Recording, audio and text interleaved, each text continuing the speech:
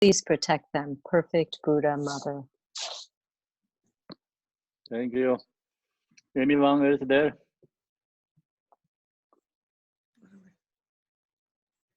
I think yesterday everyone read, right? Nobody there. Okay, extra. So now then we go to the teaching the root text. We are still in the second verses. I think this teaching takes more than a year. Still we are in the second, first, two, three, four, five. Only we finish 5 same things. The root text. This is a number 6 root text.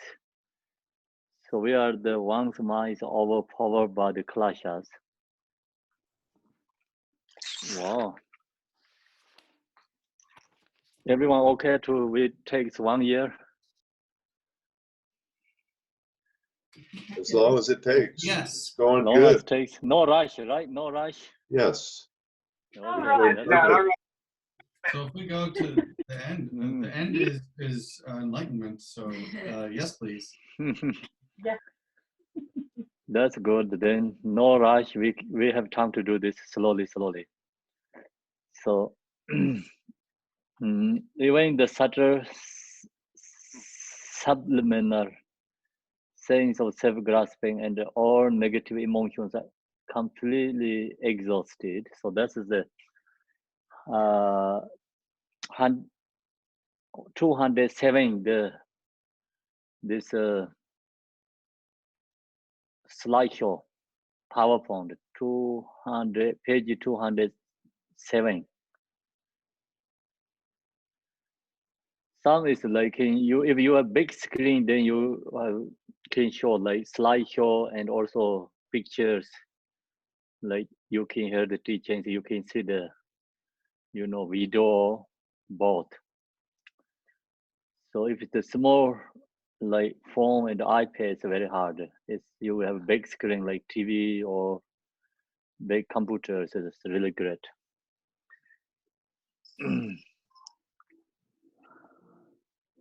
From that point onward, through the next 3 permits known as the pure stages. Oh, we already there, right?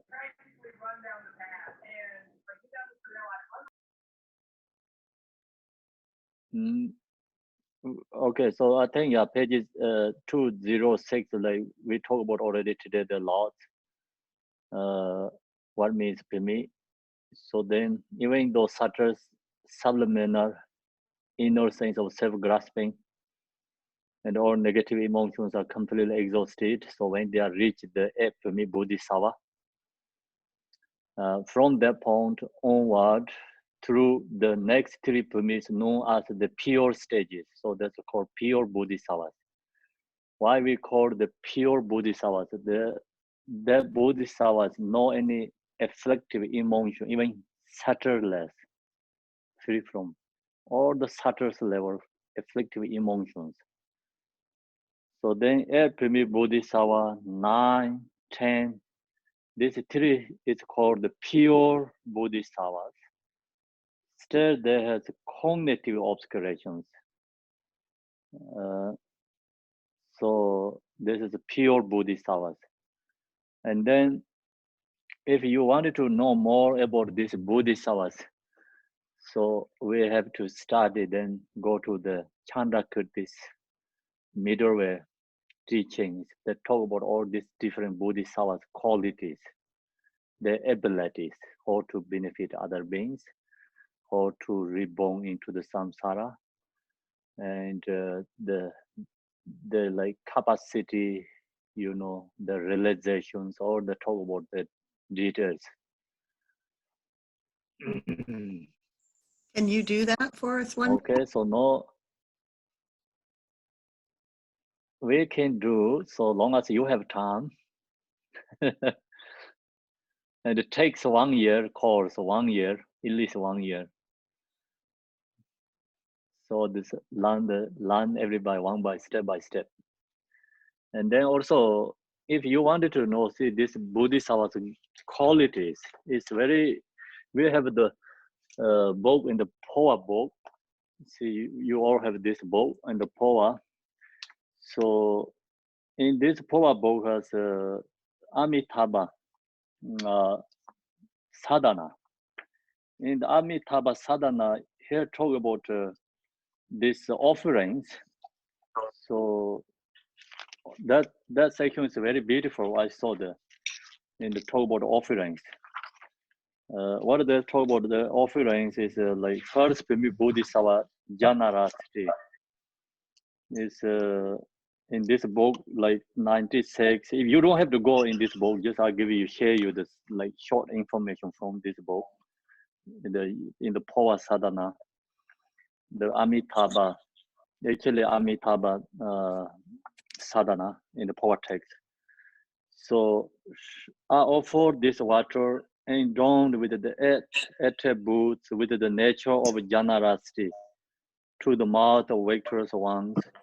So the Janarasti is like actually the first, Janarasti is the first, the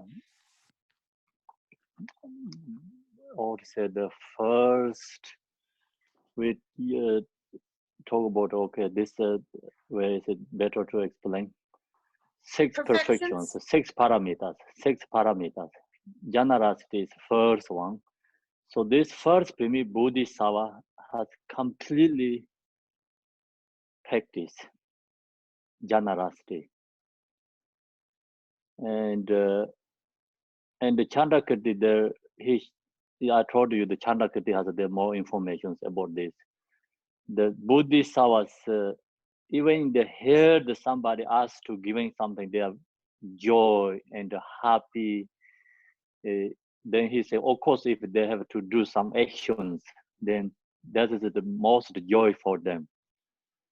The reason is this: why this Bodhisattva has a perfect Janarasti. The reason is because they realize this emptiness.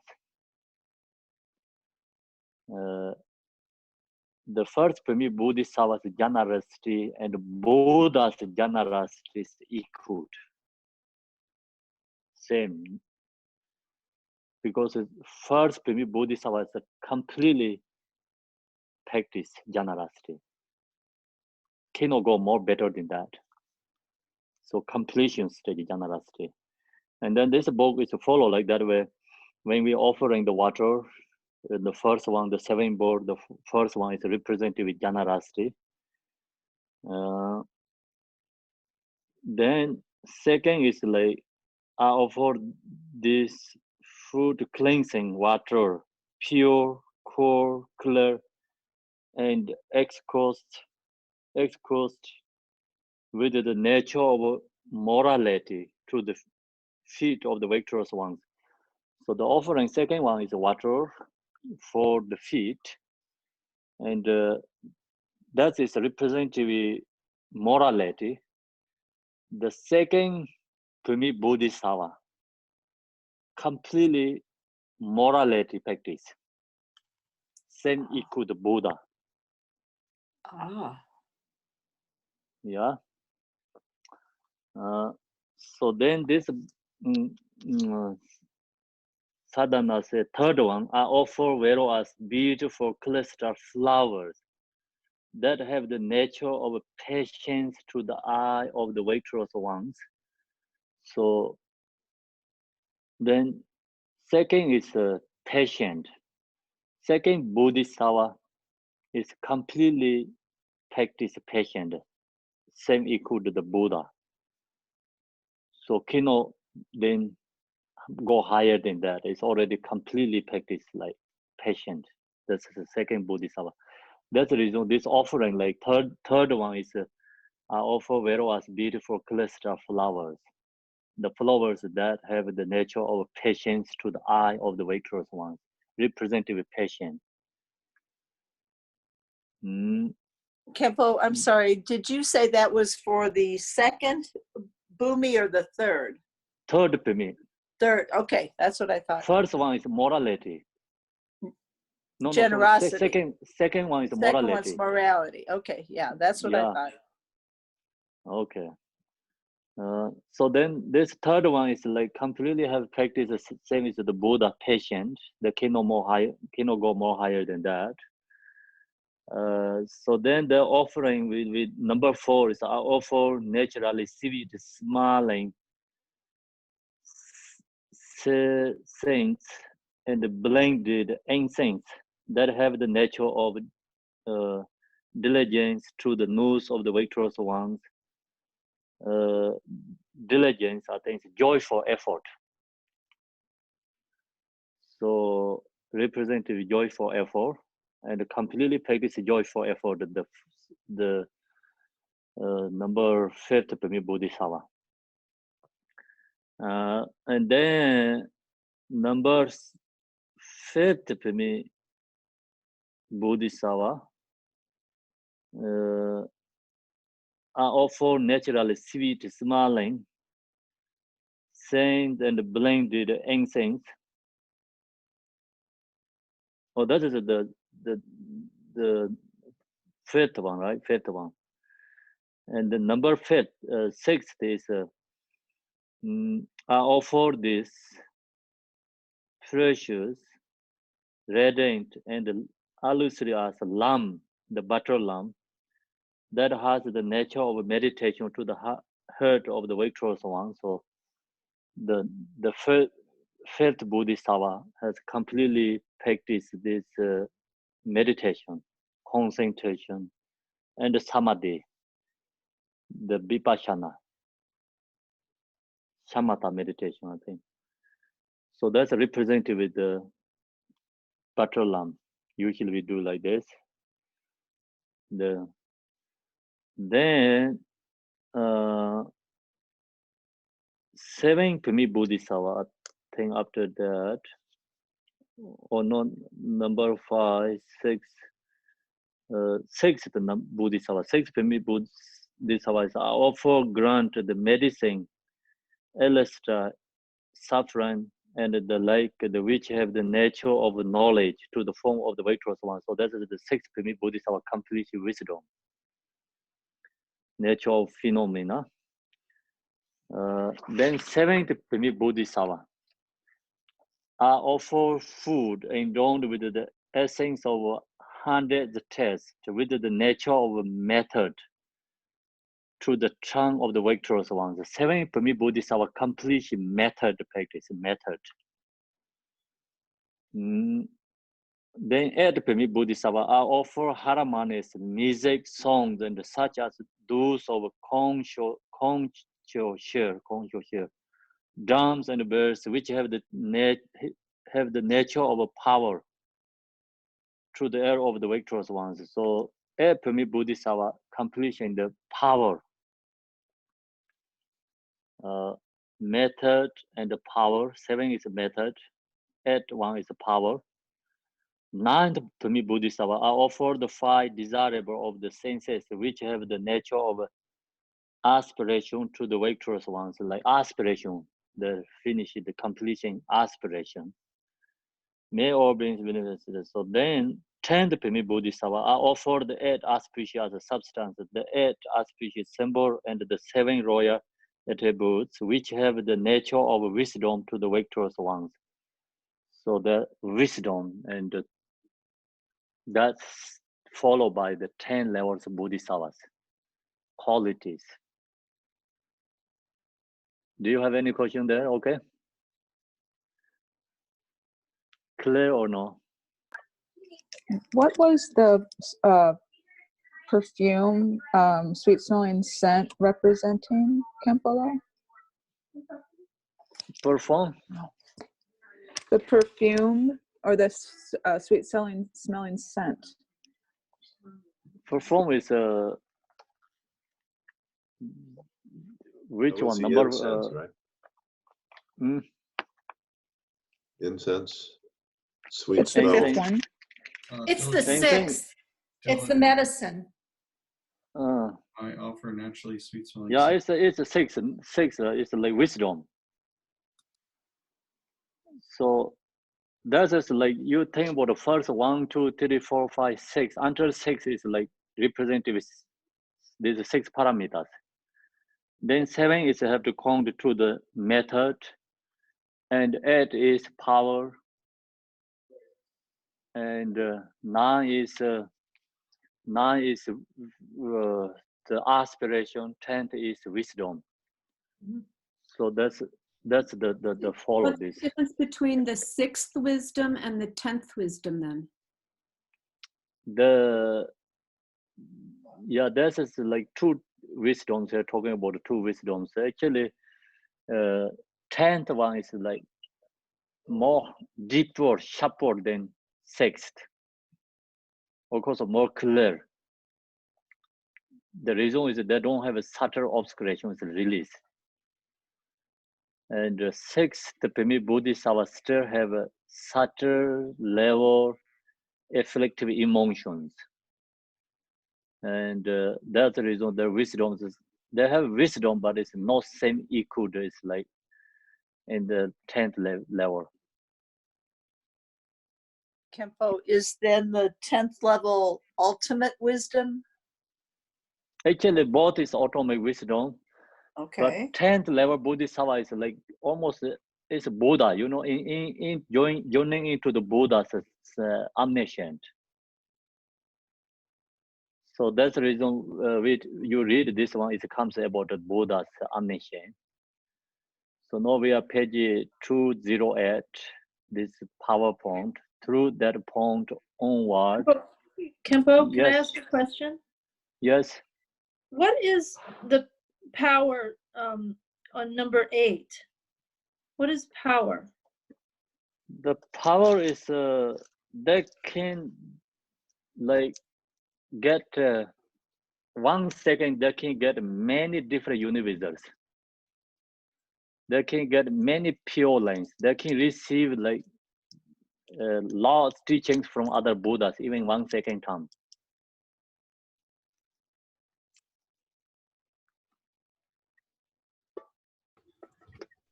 Yeah, they talk about a lot of these qualities, the details. It's very hard to go so detailed because it's like really beyond our usually thoughts. And this, then each Bodhisattva level has like first Pimi Bodhisattva, he can like this single time can go to like he can this first Pimi Bodhisattva, he can like single time he can 100 manifestations and can go to 100 different pure land. Then second Pimi Bodhisattva is more double than that. Third is more than that. That goes all the way up to like become more. This is hard, understand because our perception, Bodhisattva's quality. So anyway, like that, if you get the first Pimi Bodhisattva, the sun is not attached to your body. The easy one, just and then you can give up everything, whatever you can give up everything. No any attachment. I thought these levels were called levels of Buddhahood. Are they levels of Buddhahood or Bodhisattvahood? Bodhisattva is all the 10th Pimi Bodhisattvas. Buddha is after 10th Pimi Bodhisattva. Okay, thank you. Yeah, this first Pimi Bodhisattva is a seeing part. Then second Pimi Bodhisattva to all the way 10th between is called the meditation part of meditation. So now we go to the 209. The subtle habitual imprints of dualistic perception, or rather the subtle obscuration to omniscience is purified alone. So here talking about the subtle habitual imprints of dualistic perception. Dualistic perception, see, this is like, oh, you can think about this is the house, or this is the tree, or something like, that's the called dualistic perception. Or rather, the subtle obscuration to omniscience is purified alone, means this bodhisattvas purify this on the first pemi to all the way 10th level, up to 10th pemi bodhisattva. Following 10 slides are directly from the book.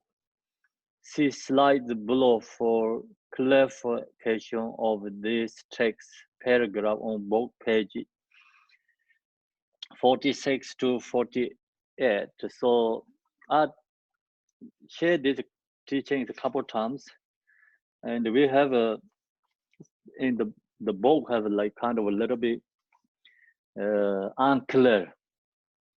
So that's the reason we put extra, information here. So this link here just put in extra here slideshow. It is not in the book. Aside from a Buddha, it is impossible for anyone who is still on the path to be unhindered by even subtle obscurations. You see, under Buddhahood, this all Bodhisattva levels has subtle obscurations. So Buddha is only free from all these obscurations.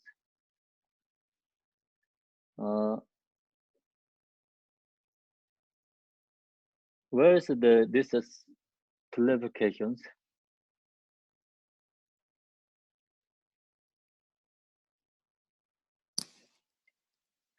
Page 46 in the book, Khenpo. Khenpo, let me Last- try to explain if I can. Yes, so it's in the slideshow, not in the book. Starting from where we just were, here on slide number 211, that's directly from the book. Yes. And when we go to slide number 221, then that is the corrections that we made. 221. Correct. That's where Okay. these are the corrections that we made to that big paragraph that starts on page 210. Okay. Aside from a Buddha, it is impossible for anyone who is still on the path to be unhindered by even subtle obscurations. Here, when we speak of the selflessness of phenomena, here are two contexts. It's going to more details like this selflessness of a person and the selflessness of phenomena. One is the selflessness of a phenomena that is common to all the workers of Buddhism. This selflessness of phenomena is has common selflessness of phenomena means like lower workers, Mahayana, all this has commonly have a obscuration together. So that's the reason one is the selflessness of phenomena that is common to all the workers of Buddhism. The other is the selflessness of phenomena specific to the Mahayana. Okay, so these two, and there is what is known as the grasping at the self-nature of a phenomena that takes a focal object. It's this area is a harder area because we have to put more, sharp wisdom and think about a lot here. Sometimes also, actually, I wrote this one, and I really focus. I understand differences. Sometimes mine is not so clear, so I also like confused. And that's the reason we have to, mine have to put more, clearly and focus. Otherwise, easily can be loose here. So this selflessness of phenomena has different levels. Selflessness of phenomena has different levels.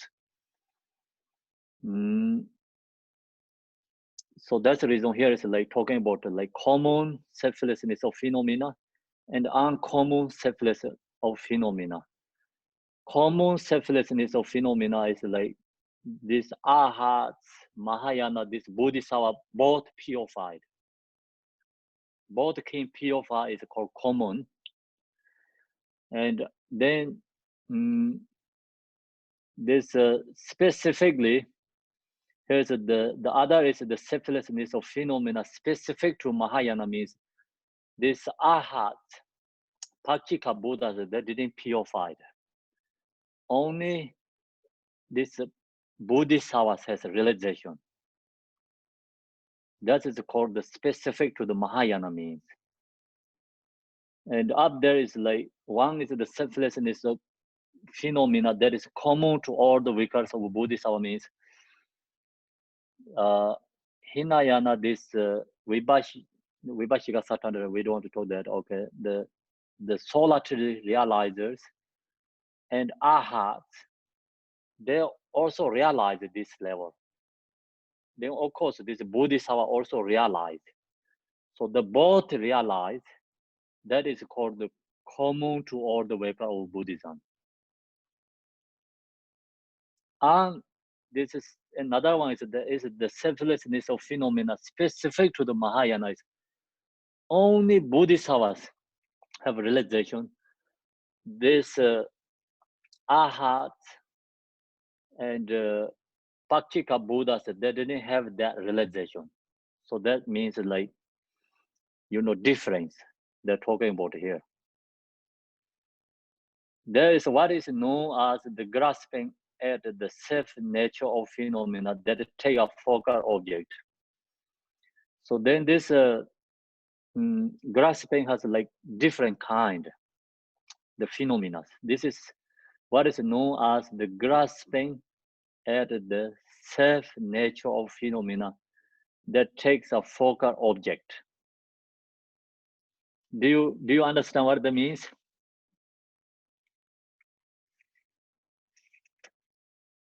Not so Anyone? much. No. Not so much. Please tell us. No, first of all, I have a question because the way it's written, it says the grasping at the self nature. So would it be the grasping at the illusory self nature? Is that how that's implied? The grasping at the illusory self nature of phenomena? But then the focal point part, I don't understand that. You see what I mean? The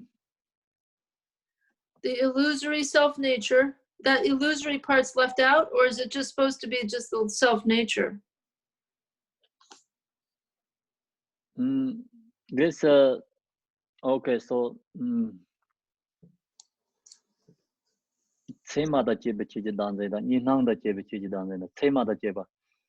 1 minute. What is known as grasping at the self-nature of phenomena? Sema da jeba, that it takes a focal object. And the grasping at the self-nature of phenomena that ensues from dualistic perceptions. So there's two different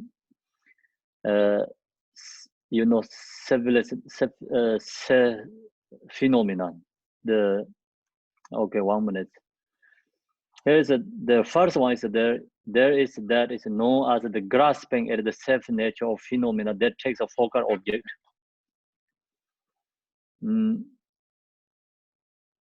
Same other is like you see, like not talking about like thinking about I and my. So you see the object. Example, what is known as the grasping at the self-nature means, oh, this is a car, this is the house. So that is called the take focal object. Make sense? take focal object means like you see the like other phenomena. Say, look to the object. This is a car. This is a house. This is a me. This is a female. So that is take the focal object. So we're seeing physical things as solid instead of emptiness. Yeah. Okay. So Is it- actually, this focal object is like higher level Bodhisattvas.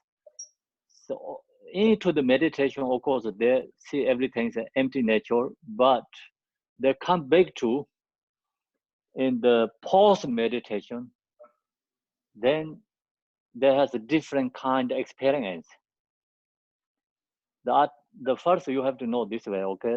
First, permit Bodhisattva to Buddha, all this between into the meditation state. You know, that time, same thing. Everything is a same realization. When they come back to post meditation, then different.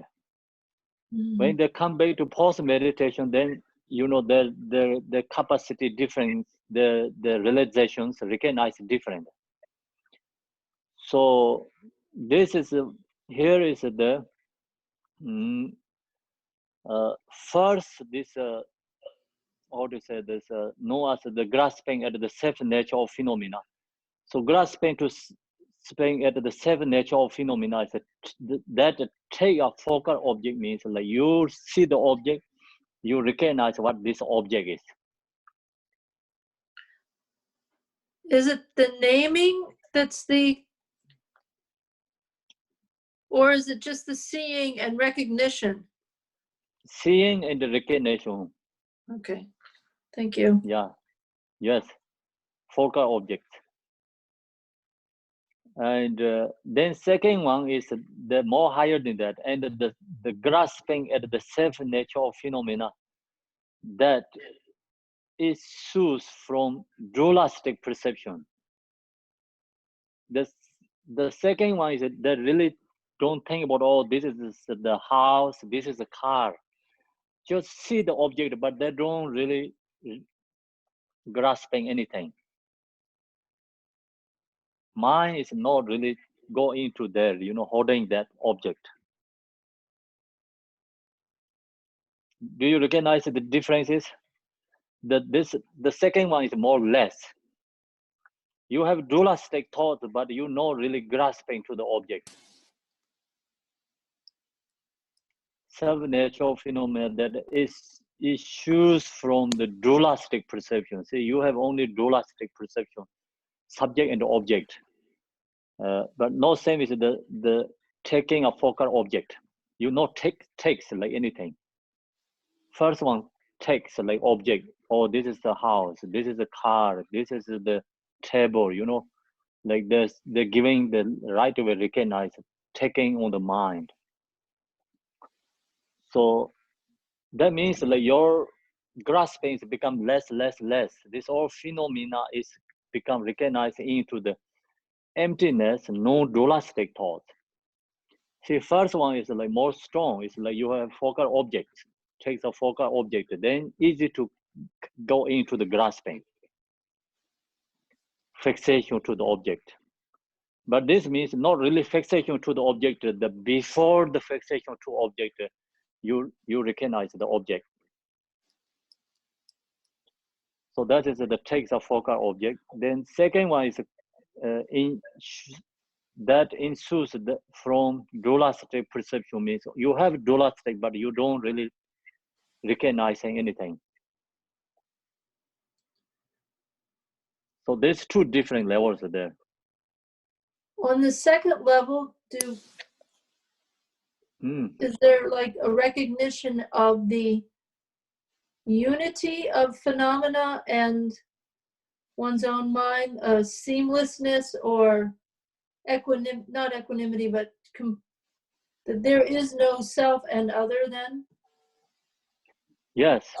Of objects. They see the object, but they don't really like kind of mind is like picking up the object.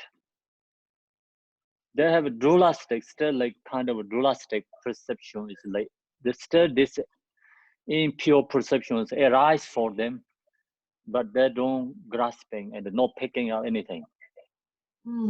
Oh, no single thing. There's no single thing that gets seen or experienced. Yes. Oh, no singularity like. Yes. Oh, wow. Thank you. So that too is like Mahayana, these practitioners, dealing with these two. That's why it's called the specific to the Mahayana, means like specifically Mahayana, this Bodhisattva has, this first one is like, there is that what is known as the grasping at the self nature of phenomena that takes a focal object. First permit Bodhisattva to enter, seven permit Bodhisattva has that. That's the reason they have a subtle level attachment. Very subtle level attachment. That's the reason they're grasping at the self nature of phenomena that takes a focal object.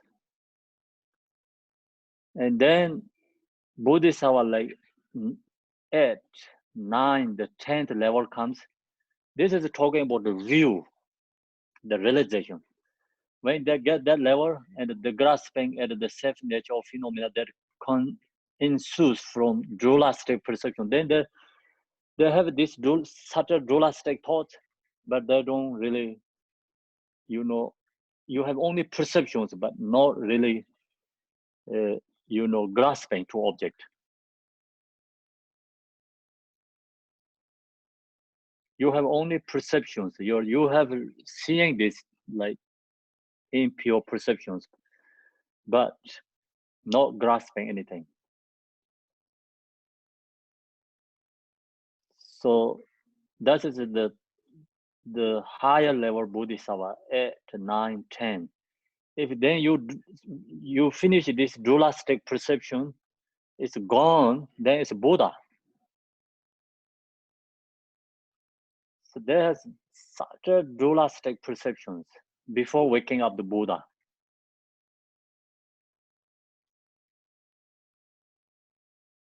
So no, the common phenomena is like Mahayana, Hinayana have together dualistic, and specifically Mahayana, first permit Bodhisattva to all the way 7 permit Bodhisattva has this take a focal object, but not fixation to the object, just that take a focal object. Regular people, we seeing object is like fixation to that object, grasping to the object. So that is like before first permit Bodhisattva already have realized selflessness of phenomena, that part. Ahara also have that part of realization too. Then this first permit Bodhisattva to 7 permit Bodhisattva, they don't really have a grasping to the object, but still they take a focal object. Phenomena that take a focal object. Okay, so then when 8, 9, 10 comes, they have dualistic perceptions only, but they don't really fixation to the object, not taking the object is like, focal object. So that's I think is I can only explain. It's too such a level, very hard to explain. The reason is like this teaching is very short, and this topic is too big. That's the reason like short words really cannot explain everything. Is it a question? Is it yes. At the 8th and 9th bhumi, let's say, you still have a tendency to think dualistic? No, they have perceptions, dualistic perceptions, but they don't think about. Okay, so is it the same? Go Okay, ahead. so the Epimi Bodhisattva 9th, 10th, they see these things. Like example, I can see all of you here. I just only have seeing perceptions, but I don't really go into all like 8, 10, you know, like saying that like that. Only just have a kind of a perceptions, seeing that, but not any going into more than that. Mind is already free from that. Then just not subtle level, you know, this dualistic Okay, perception. so you're no longer fixing on it. Yeah, You're, no. you're beyond needing to fixate or whatever the word is on that. Yes, exactly. Beyond that. Yeah. And before that, you think you're there, but you're not really there yet, right? Yeah, just you see, okay, yeah, you are EDG, you know, I can say EDG or saying it like, but not really, and the fixation to that, just only recognize. Gotcha. Okay, thank you. Yeah, picking up, recognize, but not really fixation, grasping. Then that Understand. object is not like kind of like you know, causes of emotion. Uh-huh. See, this last one is a more subtle level. Then there's just no labeling anything put. They only have perceptions. Thank you. You got. Okay, I will don't sleeping. Okay. There was Okay. a question on the chat, Khenpo, that they were asking how do they operate in the world? So how when the selflessness becomes less and less, how are they operating in the world? I think that's the question. How to operate the world? Yeah, same how is, are they? yesterday, same is that yesterday in Galchen, what he did. He said hi everyone. He didn't pick up anyone. So we have like thinking he picking up everything. We told hi, you know, he just say hi. He's like just he maybe he's seeing us, but not really picking up anything like that, you know. This is the you in going up to higher level like this realizers, and what usually we think is totally different.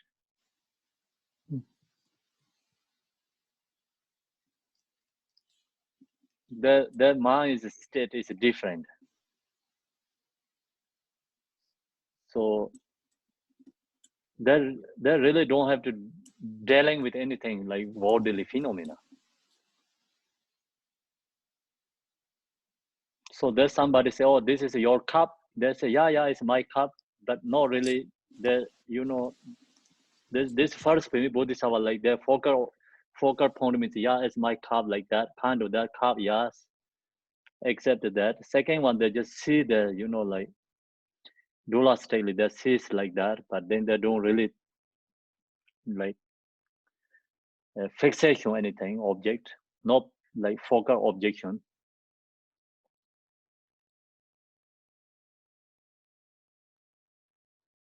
Make sense or no? Khenpo, I have a question. So what is then the selflessness of phenomena that is common to all vehicles of Buddhism? What kind of selflessness of phenomena is that one? That one is a good question. That is we see this all object, right? So you see, this is the United States. Okay, this is other country, and then this is the like, you know, U.S. capital, and okay, Washington D.C. This is New York, like different states, and then you see all this is like Ohio, or you know, this kind of like perceptions, and then we see, oh, this is your car, this is my car, like all this object is called the right now what you said, the selflessness of common, right? The one is the selflessness of phenomena that is common to all the worker of Buddhism. So that is the called this phenomena that is common to all the workers of Buddhism. Here talking about two things: selflessness of personal meditation, selflessness of phenomena meditation, right? So selflessness, personal meditation, so you recognize your body is emptiness. Selflessness of personal meditation. Selflessness of phenomena is all is outer level. Not only your body, not body, your far aggregate. Long as not the your far aggregate, so then that is all other thing is other everything is a selflessness of phenomena that is common to all the workers of Buddhism.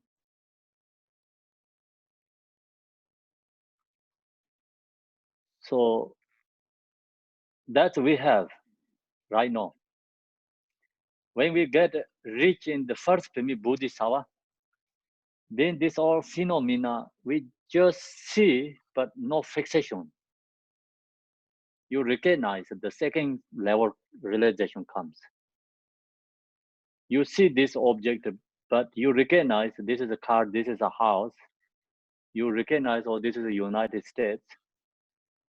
And the other countries, cities, like you recognize, but no fixation, anything. The third one is only perceptions, no, even no recognizing there. Only perception, just seeing that. Then Buddhahood is all is gone, delusion all is gone, dissolved. No more exist.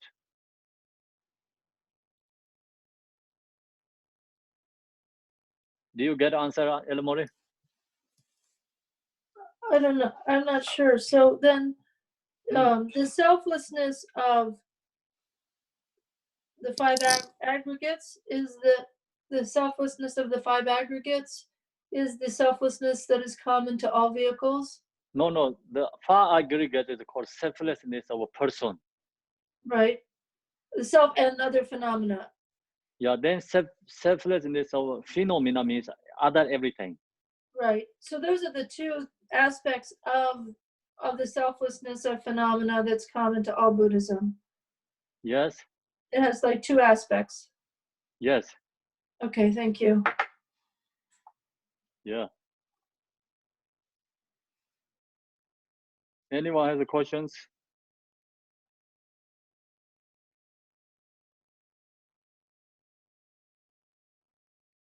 So, okay, so then we go. Are you talking about states of cognition, higher states of cognition of higher consciousness in this?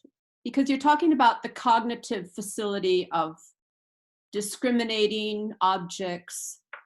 And what is this type of cognition that you are talking about? The higher states of cognition. You mean the grasping at the seven natural phenomena, or that essence? It's the terminology is mixing me all up. What we're trying to pinpoint. I'm getting more confused. This talking about the outer level object, then omniscient wisdom becomes realization how to recognize these objects. We have a mind, right? So we have a doula state, yes. We have doula state. First is like perceptions. First we have a perceptions, then go more strong. Then go to the focal object. Pick up the focal object. Takes a focal object. Then take a focal object. That is go more strong. Then fixation to the object, grasping to the object. See, no, it's become less the perceptions. First, we have to remove our fixation to the object, grasping to the object. That is like common worker of the Buddhism. Ahara also have to realize that. Bodhisattva also have to recognize that. Then this specific means higher level Bodhisattva, like high means like when reach the first Pemi Bodhisattva, then they give up all this focal object. Then you get 9th, 8th level Bodhisattva, you give up dualistic perception. You know, you have studied this dualistic perceptions. Then you, when you become Buddha, they give up also these two dualistic perceptions.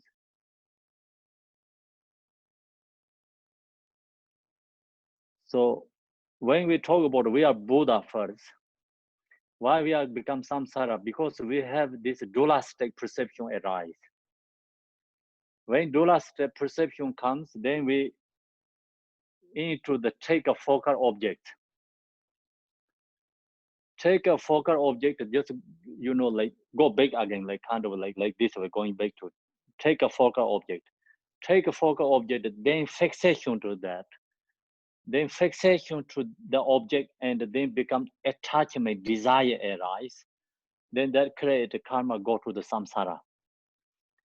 So now we have to first, what we have to give up, we have to give up fixation to the object. That is the first step. Is common vehicles, means like Hinayana, Mahayana. This all practitioners have to give up that. Otherwise, you not give up fixation to the object. You cannot be ahara level, because still you have attached to the object, fixation to the object. So that's the reason called common vehicle, common, you know. And this one is a takes a focal object is a specific Mahayana, means this is a, even this ahats, Pachika Buddha didn't have this kind of realized, but they still can stay in the nirvana. If we don't purify these perceptions, cannot be reached the Buddhahood. That's the reason this we have to get rid of this focal object, you know. Then you purify this focal object point. So still then you go up to subtle level dualistic, these perceptions. You finish this, then become Buddha, no any dualistic thought.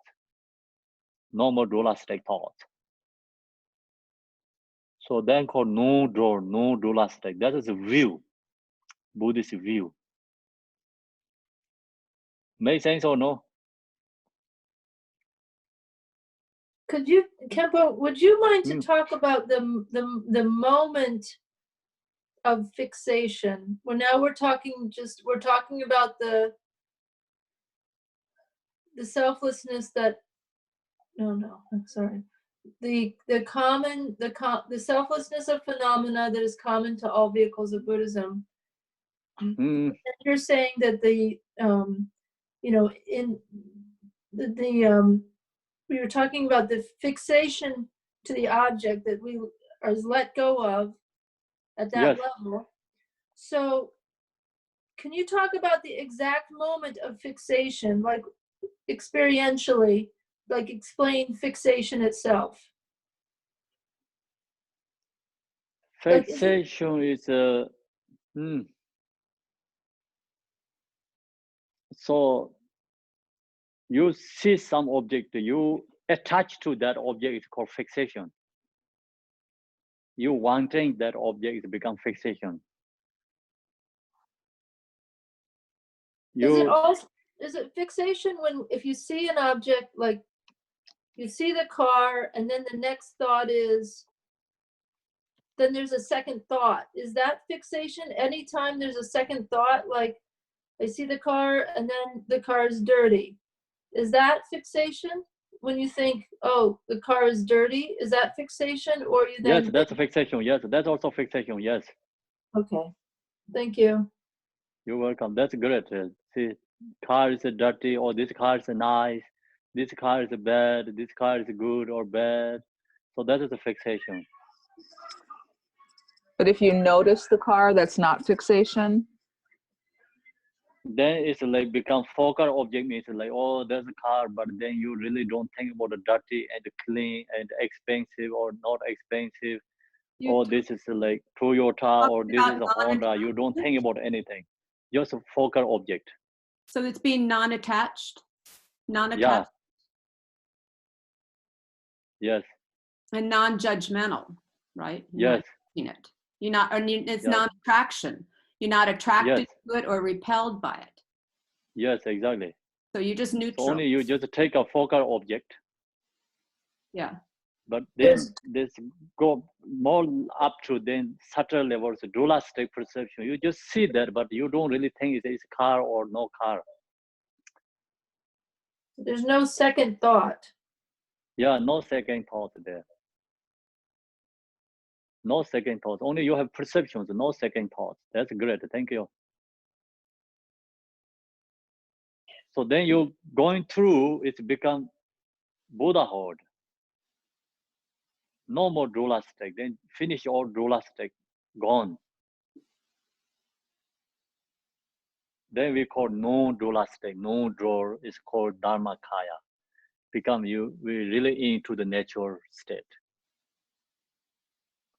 So then it's this dualistic perception is gone, it's Buddha, means then no post-meditation, no meditations, we don't have these two things there.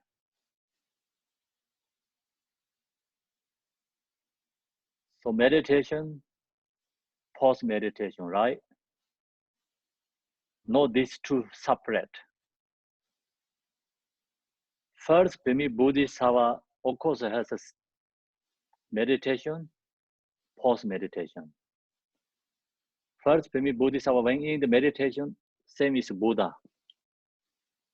When they come back to post-meditation, then they don't have the same exactly as Buddha, because they still have this take a focal object thought. They have still this second thought. When you get in the 8th Pimi, 9th Pimi level Bodhisattva, there's no second thought. You have this perception. When you get in the Buddhahood, all perception also gone. So that's the difference. Then, okay, all of these three categories, now you know the three categories, right? The first one is the purify on the first Bodhisattva Pimi. The first one is like grasping to the object. It's, judgmental. That thoughts are gone. The first Pimi Bodhisattva purified. So Khenpo, there was a one, question. Oh, excuse me. There was a question in the chat just about that. They ask does grasping mean attachment and aversion or aversion? Is that what you're saying with that? Grasping is just a judgmental thought, like dirty or good or bad or so, or this is a grasping. We just talked the second thought, right? Grasping. So Khenpo, would it be like Yes. a step in this is, let's say somebody scratches your car or smashes the window. You see it as an annoyance, but you don't get upset. It's just something you have to take care of, or not. No, that is not really these levels, but some regular people also have some high, like regular people has kind of understanding emptiness, understanding impermanent, and they have a practice patience. They also can do like that, not reach this level. Right. Yeah, I'm not there. If you get in this level, then the car is like just same as the dust, nothing about anything. Okay. Okay. Sorry. Yeah. I'm just tired. It's okay. One time before, Khenpo, you had mentioned that the 6 paramitas, that each of the bhumis, Yes. like that there was a realization of those as someone was going up the path. Is that still in place here, or is this a little bit different? What is can you say again? Who's? Yeah, that was me. So you had No, I mentioned in recognize another you, but the 6 paramitas, there's a realization through each of the bhumis of the paramita of generosity. They have realized generosity. They have realized, you know, have they realized most of those at the first bhumi, or is that something different? there's a quality, like, you know, here is talking about two things that comes together. One is different aspect is quality, bodhisattvas. One is like talk about bodhisattvas capacity, another is bodhisattvas talk about the realization, you know, recognizing, realize the mind recognize all this emptiness. And first, bodhisattvas, he has completion, generosity, like that is like, you know, his quality, practice completion. So this is like specifically, we really subtle level talking about only talking about the view.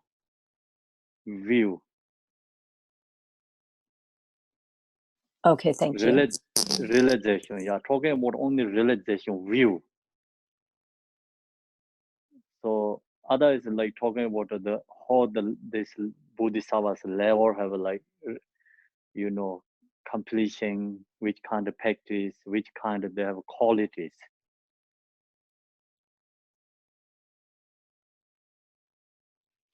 Okay, so now the second one, grasping at the self nature of phenomena without focal object, is purified on the eighth permit.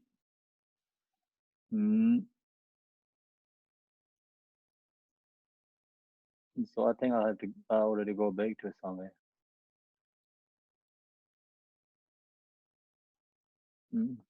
Aside from a Buddha, it is impossible for anyone who is still on the path. So to be unhindered by even subtle obscurations, there are two contexts. This is very clear because in the book it's not so clear these three things. So we clear up here that context that is common to all Veka Vinayanas. The context that is specific to Mahayana. So Mahayana has two different levels, A and B, with focal object thoughts, without focal object perception. So now it's clear up, you know, what first teaching that this helps like clearly. The first context is the selflessness of phenomena that is common to all the Veka of Buddhism. So the first one is selflessness of phenomena that is common to all the Vekas of Buddhism. The second context is the selflessness of phenomena that is specific to the Mahayana. In the Mahayana is known as A is grasping at the self nature of phenomena that takes a focal point object. And the B is the grasping at a self nature of phenomena that ensues from dualistic perception. So let's follow the three different levels.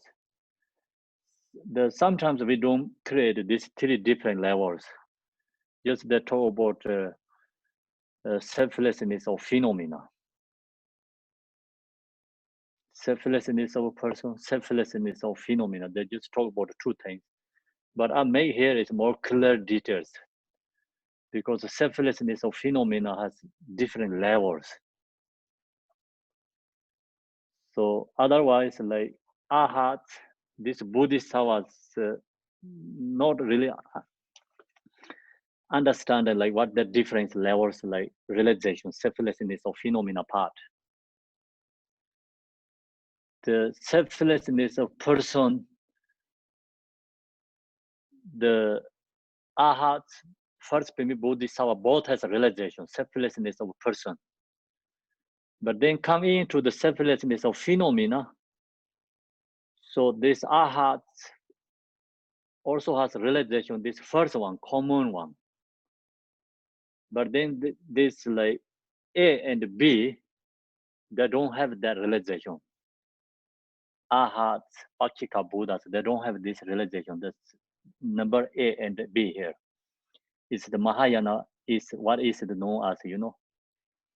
They always says this nature of phenomena that takes a focal object and grasping self-nature of phenomena that issues from dualistic perceptions.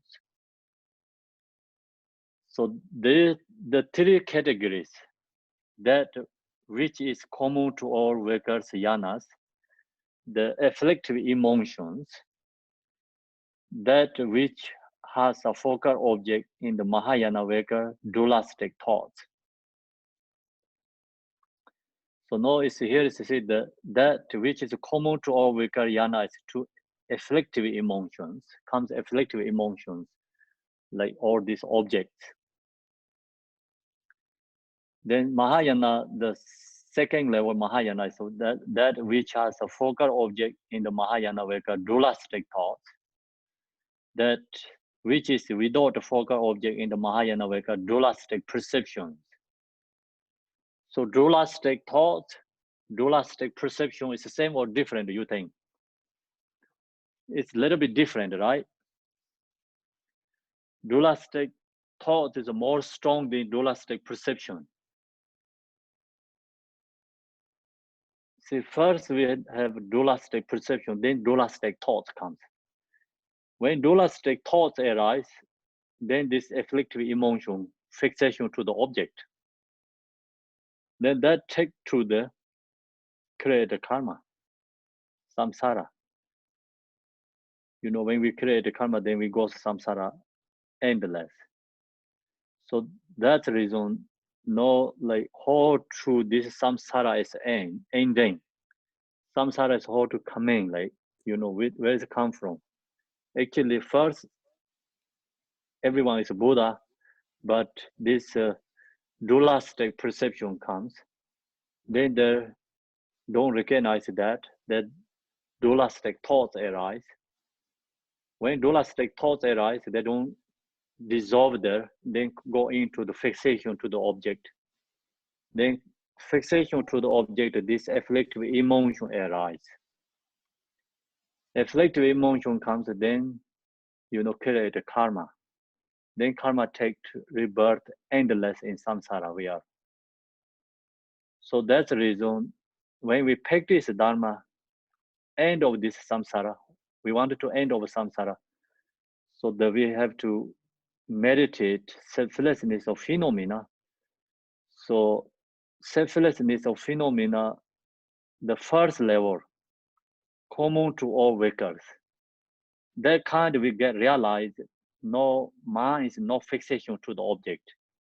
Our mind is no fixation to the object. We don't have afflictive emotion arise.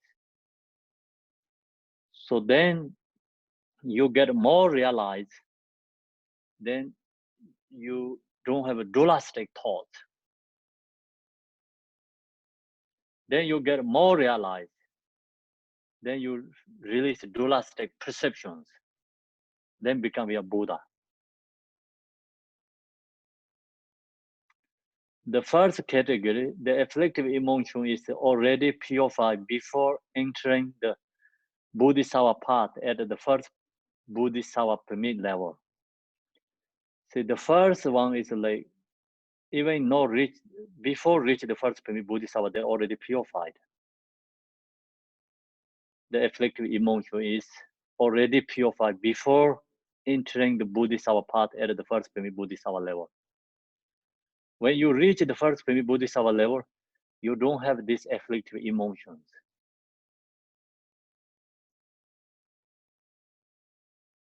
Then the second category, dualistic thought, is purified on the first through seventh Bodhisattva permit level. The first permit Bodhisattva to all the way up to seventh permit Bodhisattva has this dualistic thoughts, still this dualistic thoughts. When they're going into the, realize into the eighth permit Bodhisattva, their dualistic thought is gone. The third category, dualistic perception of grasping at the self-nature of phenomena without a focal object, is purified on the at the permit level, following, sliders, return to the text of the book, page 48. See, this we put the extra clarify. So the, then it's become Buddha. So the Lalita Visatara Sutra, hard to read this. Lalita Visatara, right? The play in the four states. When you are able to have the forbearance to the hinder the knowledge that there is neither birth nor death at the time at Tipankara, where profess your enlightenment. So there's a quote is Buddha Shakyamuni. He give for his some students like they prophesize. When there's you get level permit Bodhisattva, then this other Buddhas prophesize, oh, you are going to reach Buddha is very soon. So that kind of words is come from Buddha for prophesize for Bodhisattvas. When you are able to have the forbearance to hinder the knowledge that there's neither birth nor death. So that is talking about the quality of the permit Bodhisattva. At that time, so means when you get reach permit Bodhisattva, Atipankara means the Buddha will prophesy your enlightenment. They're going to prophesy, so you are going to enlightenment very soon. Make sense? I think so. Everyone, good sign. Give me thanks. Here are the words. So I explained that what means like forbearance means. Here the word forbearance refers to the ability to forbear or hinder the truth that phenomena are unborn. They has that ability when they get in the permit Bodhisattva. That's the reason they call forbearance.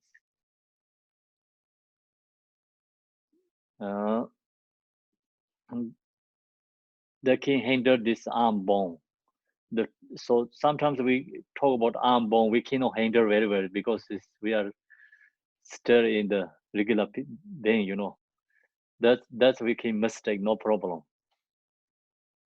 We can have still this thought until this higher level permit Bodhisattva. Forbearance refers to the ability to forbear or hinder the truth that phenomena are unborn. That really can hinder that, recognize. This occurs on the 8th Bodhisattva permit level. So that is must be at permit Bodhisattva level. The stage of realization, the realization of selflessness of phenomena that is free from dualistic perception. Because why can this hinder the free from dualistic perception? It's only realized when one become a Buddha. So then you free from dualistic perception, it's become Buddha. Because we have accrued all kinds of erroneous and perverted habitual imprints in our mind.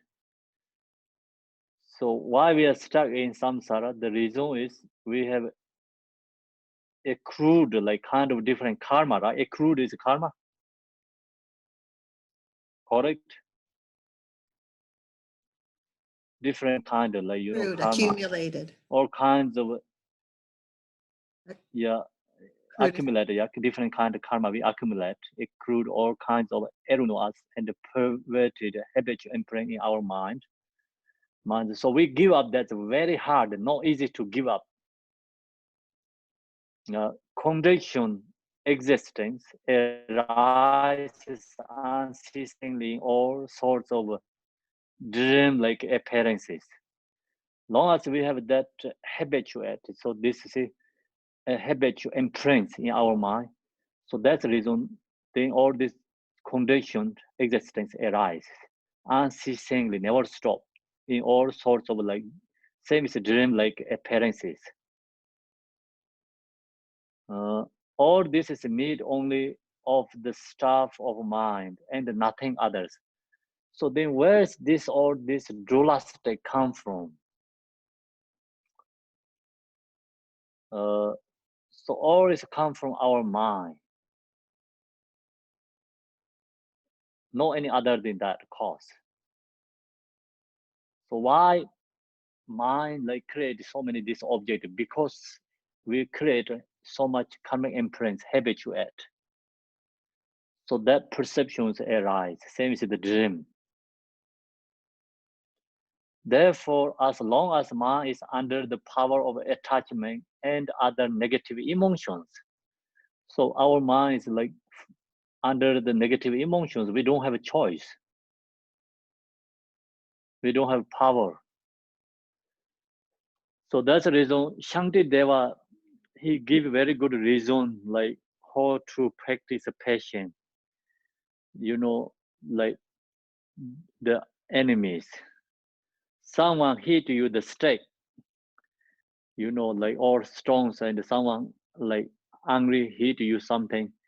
Shanti Deva say you cannot be angry back to the person because the person didn't hit you, actually stick hit you. Okay, so if you have to angry with a stick, not the person, because the person not hit you, stick hit you, then they say, oh no, stick is not the person hit me, the not stick. It's like person is like actually hold the stick, person hit me the stick. That's why I wanted to angry with the person. Then you look to person hold the stick, okay, the actually hit the stick hit you, but then you say it's person hold the stick, the behind is like person. Okay, so then okay, the person's behind is the anger and emotion, not the person, you know. Actually, the behind is emotion, real cause is emotion and anger. So not the person. Person is controlled by emotion. Then person is controlled the state. State hit you, but it's all the way go back to source is emotion. So that's the reason. See, long as mind is under the power of attachment and other negative emotions, we don't have our power and control. Emotion already control us. Someone see people harming for others. That people has ignorance because it's due to the emotion. That's why they harm others. It's Khenpo. And then the Buddhists say, well, you deserve it probably because you were hit someone in a past life or something. How many steps of rationalization can you take instead of the person, okay, that person was ignorant and hit me because they have bad emotions, right? They anger. Yes. Well, they're Yes. an ignorant person. But do the Buddhists say then, uh-oh, you know, I'm hit, it's my fault? Yes. What do Buddhists say? So there's the king go follow two different ways, right? Some people don't think that logic way also, yeah, they think, oh, maybe easy to think, oh, my karma. So, oh, I used to like maybe hit for them. That's why the karma back to me, hit me, and you know, I'm purifying my karma. So that's also good thing. Release anger. You can release anger. You're not going to hit to back to the person, and you can release your anger. Other one is like more strong than that, more strong, more deeper practitioners. So someone hit you, and then you think, oh, this person is like under the control by emotions. So then you come to compassion to that person, because you see that the person is like crazy because the reason is like mental problem. So then nobody fight with mental people, mental problem people. Just we try to avoid for them, right? We saw the mental problem, really sick, and the mental problem.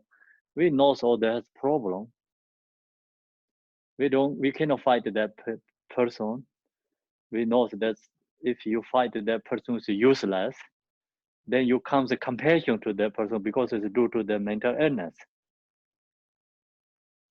Same like that, you know, this right now I'm sharing is a lot more deeper than that, thinking about karma. So that this logic is like comes more compassion to that animals who harm for us. And the other one is like you can take your suffering. Just different ways, like actually, you know, reducing our anger and like create our compassion. Different method, we can say different method. It's you can just individually different ways people have to need to understand, you know. Thank you, Gil. Therefore, as long as mind is under the power of attachment and other negative emotions, we will automatically enter and get caught up in the play of samsara, the three realms. So we will automatically enter, then no choice, and get caught up in the play of samsara because due to this attachment and other negative emotions. So play of samsara, the three realms means like desire realm, form realms, formless realms, three realms. And even the hand of the Tathagata Buddha cannot take it stop. The Buddha cannot stop these beings go to samsara. You know, if he can stop Buddha, why he not stop us? Because he has compassion, he has wisdoms. Why he cannot stop? The reason is karma. Our emotion, you know, this emotion is like habituate our mind. So that's the reason Buddha cannot stop this. Cannot make it stop. So that is the easily we know logically. If Buddha didn't stop us, then if he can stop, he didn't stop us. What do you think then? Buddha no compassion, right? Because so many beings suffering in samsara. Or Buddha didn't have a power because he didn't stop for beings. So why he cannot stop? The reason is this karma is we are create our own karma. Our mind is already power over emotions. Emotion already control us. That's the reason he cannot stop. Only when we become free of obscurations and gain control over our own mind, where we finally gain control over all phenomena. See, that's our last week I shared with you the last stories. This high realizers, they can control the all phenomena. Because Malarepa, he can go into the Yas home. That means he already have gained control over the phenomena. He has a realization this all the phenomena is not really exist for him. Only when we become free of obscuration and gain control our own mind means, see, we have to take care of our own mind. We cannot take care like object. That's the reason Shantideva also say very clearly in the way of Buddhism, put shoes on your feet. You cannot cover all this earth. You know, when long as you put shoes into your feet, then same is cover all the earth. Covered by like kind of carpet or something, you know, cover. If you don't put the shoes, then you know, you cannot cover like something carpet or something in this whole this world. Where are you going, you know? So this the main point what I had talking about, have to subdue our mind. We subdued our mind, this all phenomena has become changed, turn different. So we know that clearly, you know, sometimes when we upset, unhappy feelings, looks like everyone like not happy to with us. Seeing is different, you know. One day you are very happy, joy feelings, you go outside, everyone, you wanted to talk with them, everyone is looks like friendly, you know, easy to engaging with them. And whatever you does, everything's very easy, everyone is your friend. One day your mind's upset, anger, go outside, just everyone's like not happy and really keen or with talk anyone, everyone is like kind of not our friendly people. So that kind of we, you know, we recognize usually we dealing with this worldly activity. You control the control over our own mind, then everything become changed and transformed. We will finally gain control over all phenomena. It is not like we are feeling a bad place and running off somewhere else to be a better place. So long as our mind is not happy, doesn't matter wherever you go, then this auto level cannot make happy. Long as mind is happy, that the person goes everywhere, wherever they goes is become happy, then no, their happiness is not related to the object. Our happiness is related to the object, because you have good conditions, you are happy. You lose good conditions, you are not happy, upset. And these practitioners, the happiness is not followed by the conditions, auto level. Wherever they go, whatever they does, they are always happy and joy. That's become then called yogis. They never lost their happiness, their feeling. So we have to create our, wherever we live is like pure line, you know. Like your mind is really happy, joy, wherever you live is pure line. Your mind is really unhappy, really anger all the time, is wherever you live is just in the hell realm. So that's the Buddha talks these teachings very clearly. Everything is individual own perception. The outside auto level not really permanently exist. And anymore, enemy is not exist permanently there. Friend also not exist permanently there. Everything is we create our perception. Oh, this is my friend. Oh, this is my enemies. We create that. Our mind create. So the main point is to see somewhere else to a better place. We cannot go any other place if our minds are not happy. You say I wanted to move to somewhere, I'm going to become happy. Not possible. So people move to everywhere in the United States. You know, US is, I think, the easiest one is moving to each state. The people move all the time.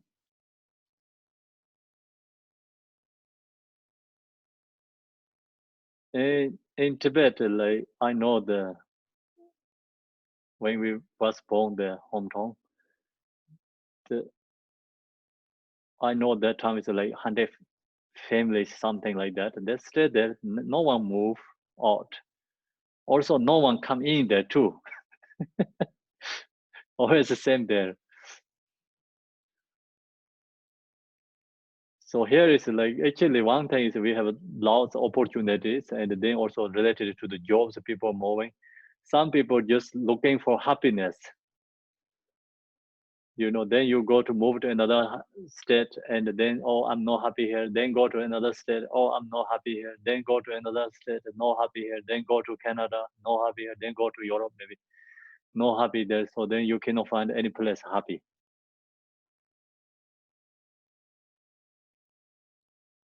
So that's the reason here.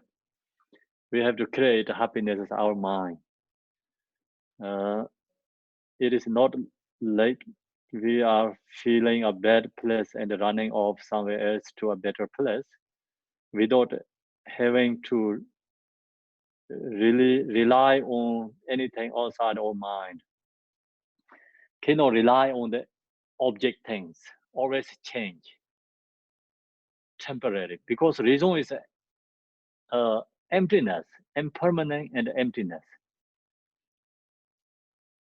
That's why we cannot rely on anything outside our mind.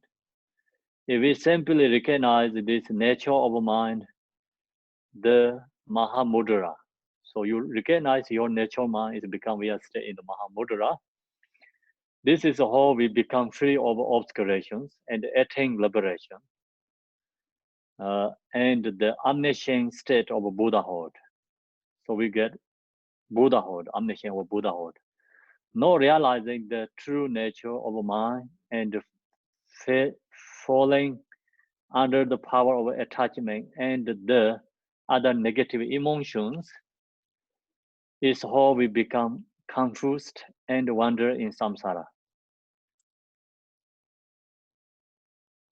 So it's clear whether we become confused or liberated is rooted in whether or not we realize the true nature of our own mind.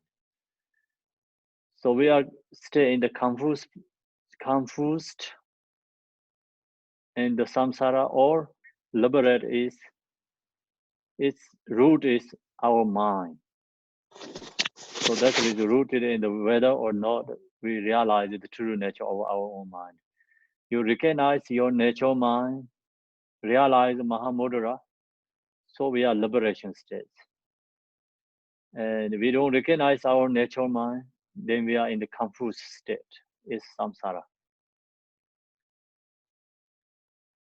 To cite, what is both Toha? I say Toha, cite a Toha by Saraha. This is come from Saraha. Emanating samsara and the nirvana, bestowing the fruit of our desires to this wish fulfilling giver like mine are posted. So Saraha is the Siddhe, is like high realized yogi, is the Nagarjuna's teacher. Nagarjuna has a couple different teachers. This Saraha is one of that. And so his teaching is called Toha.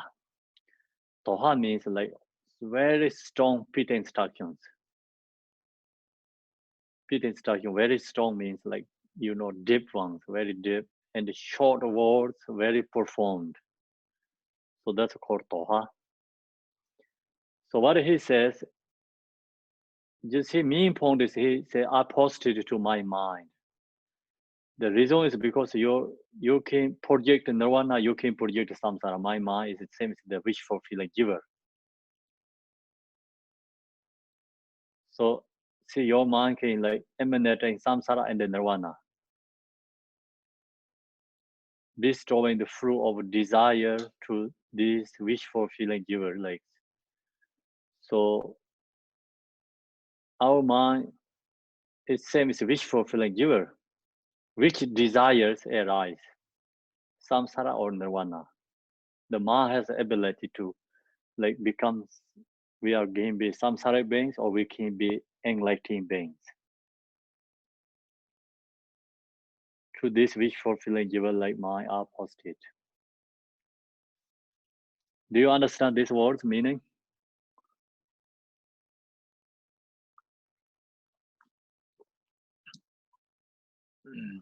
Do you have any questions? Can you hear me? Hi. Yes, yes. Okay. Are you talking about samsara and nirvana being the same thing? Oneness, the oneness of the two, you can't have one without the other? Or are you saying something different? Can you say again what means one this other means?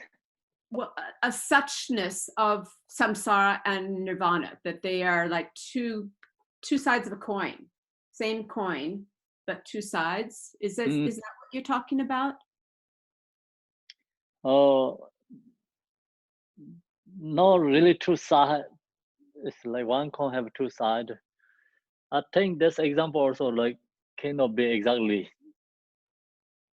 because when you have a coin has always both sides, right? Always have both sides. But mine is always they didn't have both sides, or go to samsara or go to nirvana project or samsara. They're the same though, right? They're. Are you talking about that they're the same thing, samsara and nirvana? When you see clearly, it's the same thing. Yes. There's a unity. Actually, okay. Like example, you very right now you are maybe you're at home, right? Yes. So the same your home, it can be nirvana, pure lane, or can be the hair realms, you know, like that. So that is like due to your mind.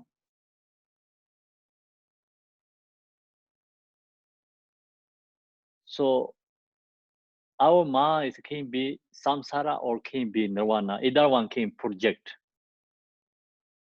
Can be project either one. So we have like 6 kind of different afflictive emotions, then projecting samsara, right? So you have a bodhicitta, then projecting Buddha, hold, nirvana. Bodhicitta with emptiness realization is Buddha hold, projecting.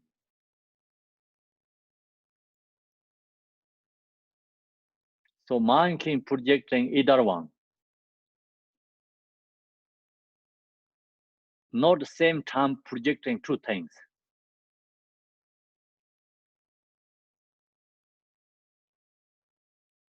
That makes sense or no?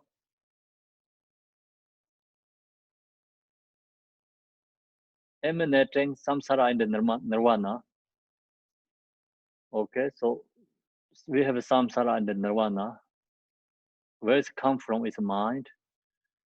So your mind follow the desires, the mind projecting the samsara. Your mind is followed by the bodhicitta, realization, emptiness, projecting the nirvana.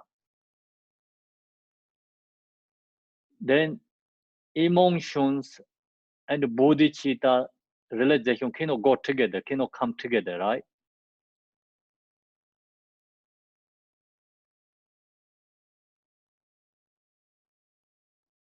Good, are you there?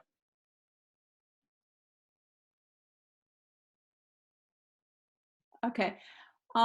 Yes, I'm there. Oh. So do you get or not? Understand or no? Well, there's a lot of things we're talking about at the same time. There's quite a few things there. Yeah, I understand your mind projects your where you are, your state of mind. Your state of mind. Yeah, state of mind. Your state of mind is your projection. So you can be happy in self-isolation. You can be unhappy in self-isolation. You can have a jewel-like mind or a poison mind. Yes. Yes.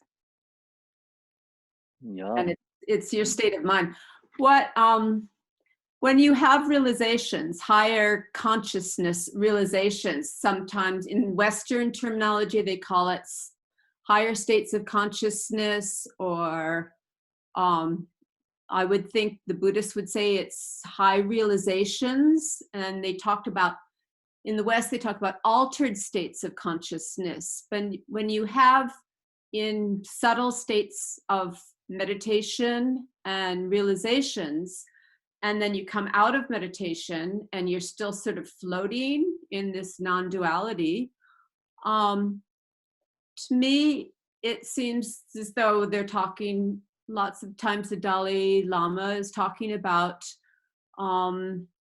it in terms of physics and what's happening at the physical level in higher vibrational energy.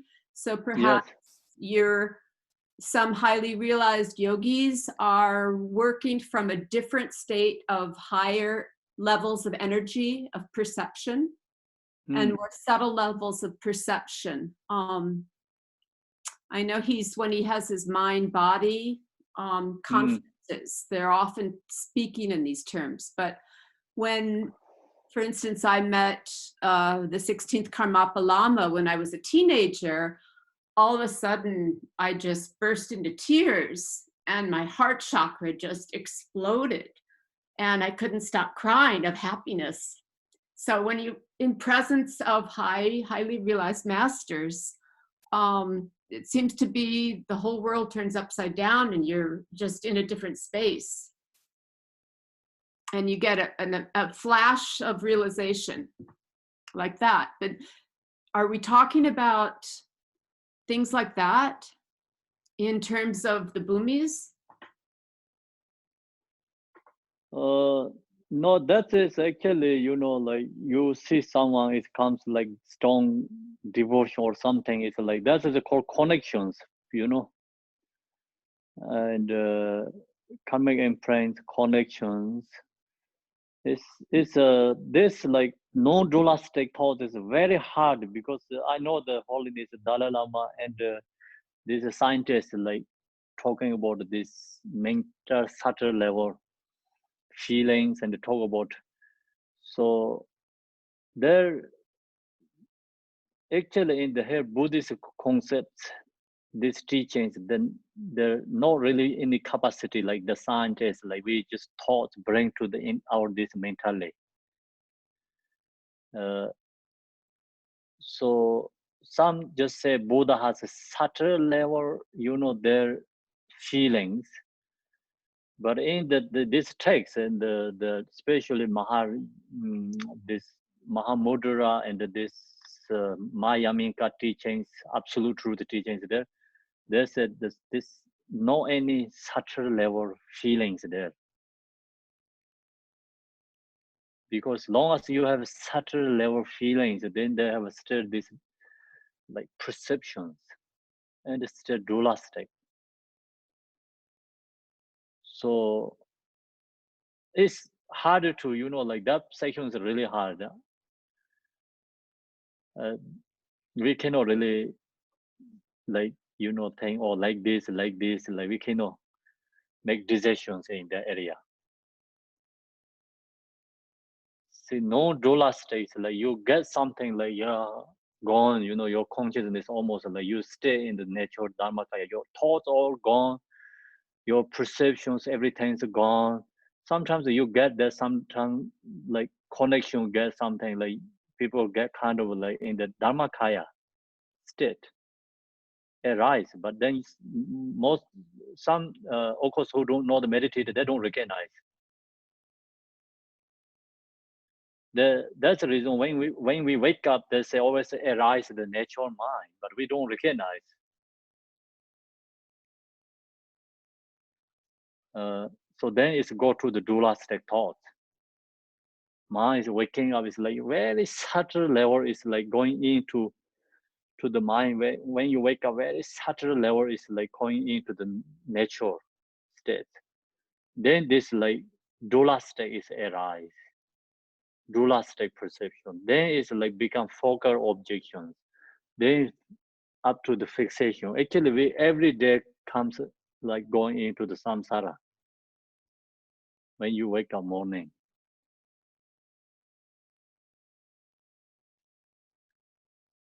So then also when we go sleep, it's also same thing, it's a dissolution, it's the same as dying.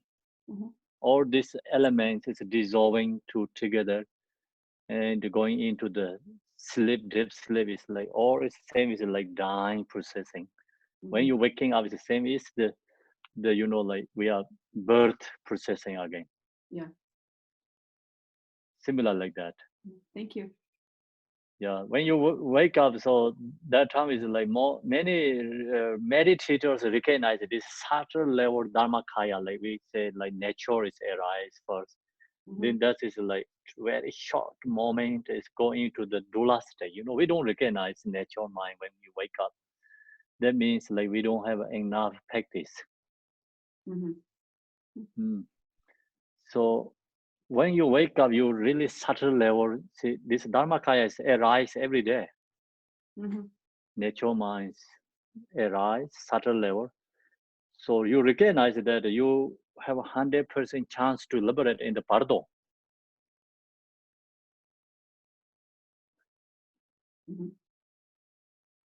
The dharmakaya nature arise in the pardo.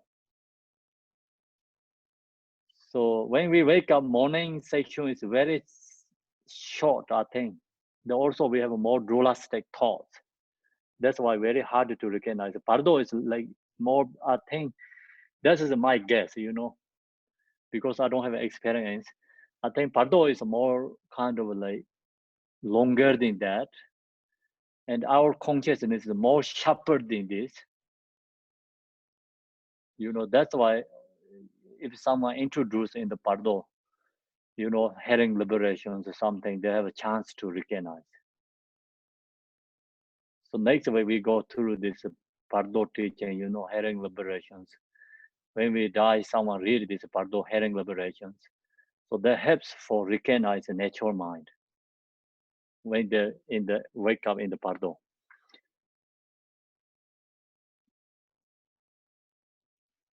Thank you.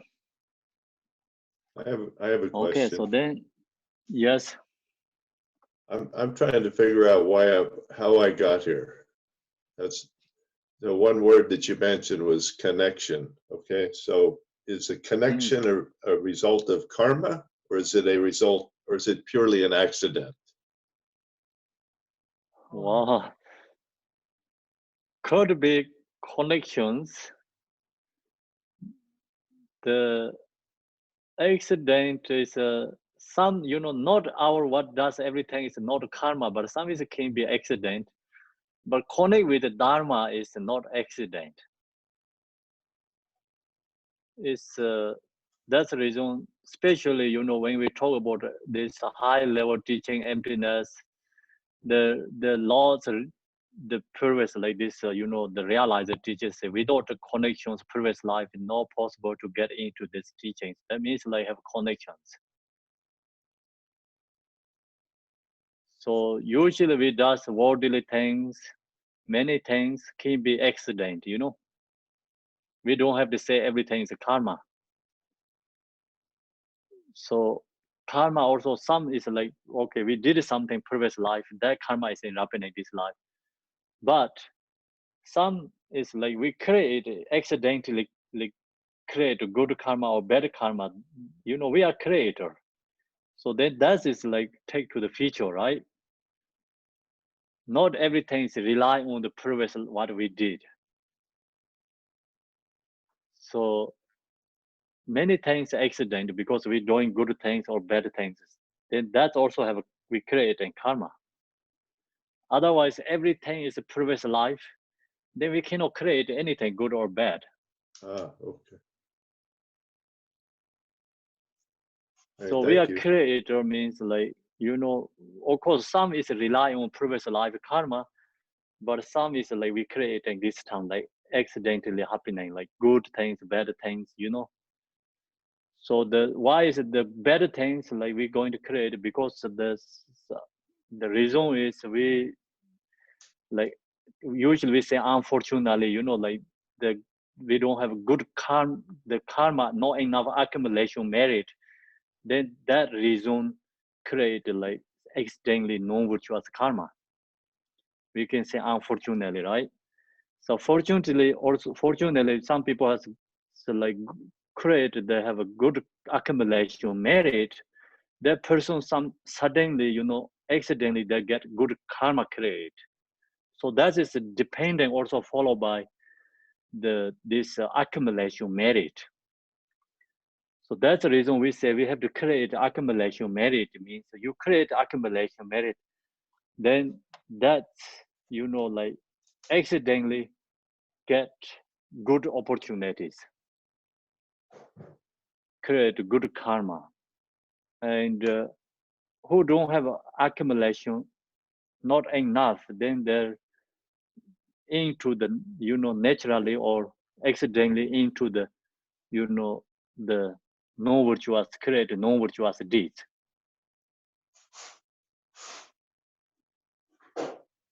That's the reason we have to create accumulation merit. Long as we have good accumulation merit, then easy to create positive things. If we don't have a good accumulation merit, we are really easy to into the, like non-virtuous karma, create easily like negative karma. But that karma is like not really happening, like previous something here. Some of course like due to the previous karma, but not everything. And in this life, the good karma, we are reborn human beings. Good karma, previous level karma, we have a connection, get into the Dharma. But then, even you get into the Dharma, some people has more obscurations. There's something, even you have this lots, conditions, Dharma, but always going on some worldly things.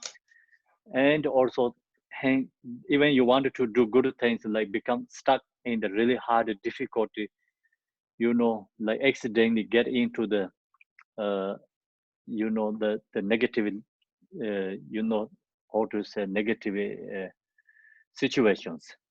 The reason is that not enough accumulation merit. So who has accumulation merit? So like due to good karma in connect with the Dharma, and who has good accumulation merit, always they're going to get something, accidentally good conditions arise. So that's the reason karma is like that, okay? Okay. Thank Maybe you. too much I explain. No.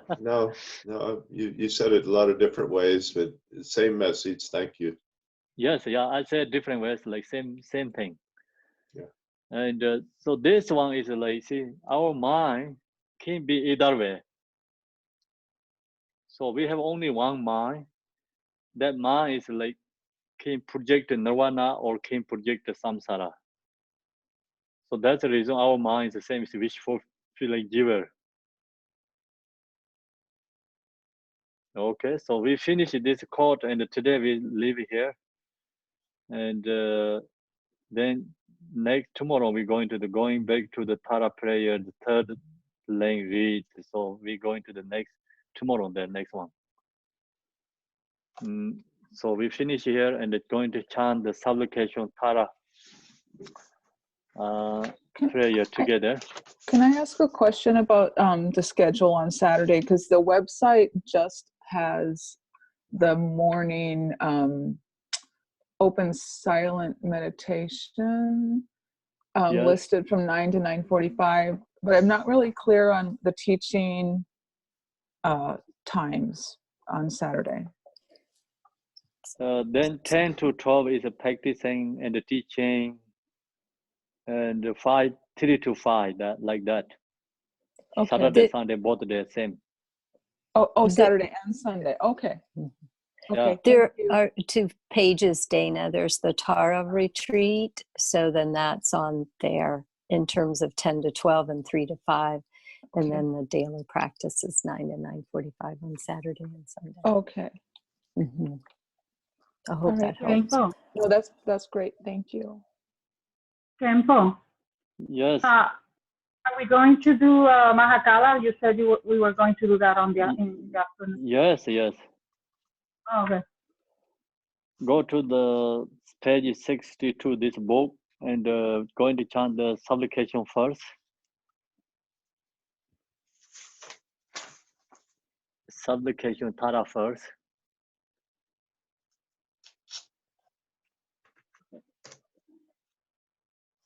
So I want to check this. Anyone know chant yesterday? This morning? I did not. Dana Smith did not. Ezra. Oh, you didn't did? Not either. No, I didn't. Did not. So okay, you must be the chant master, okay? Oh dear. Okay. Hold on just a second. Okay.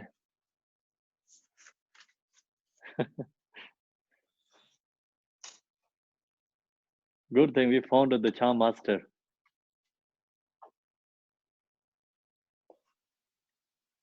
So Page is it 62? It's a supplication, right? That I do. Yes. Okay.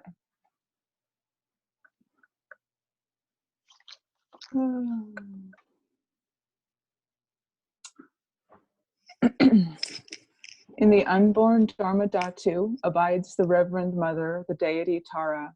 She bestows happiness on all sentient beings. I request her to protect me from all fears.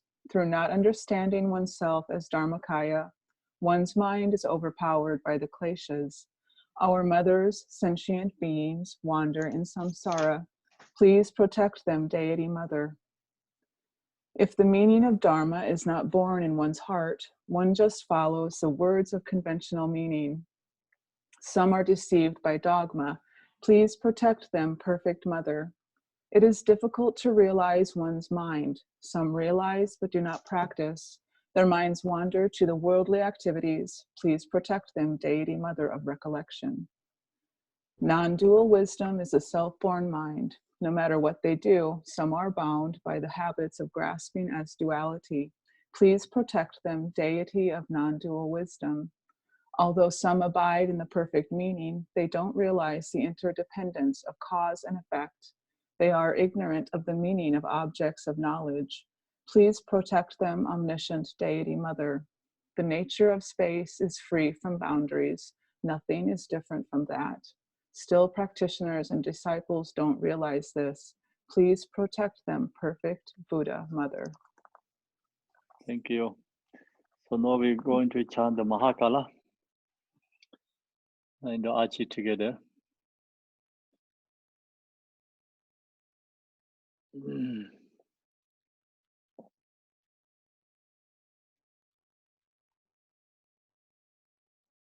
So I want to ask someone to read this Mahakala. We're going to read length. Can you do the unmute? Unmute. Yeah, read this Mahakala. Sure, as long as it's in English, Khenpo. English, yeah, English one. Okay, good. Okay, everybody on page 129 in the Deity Yoga prayer book.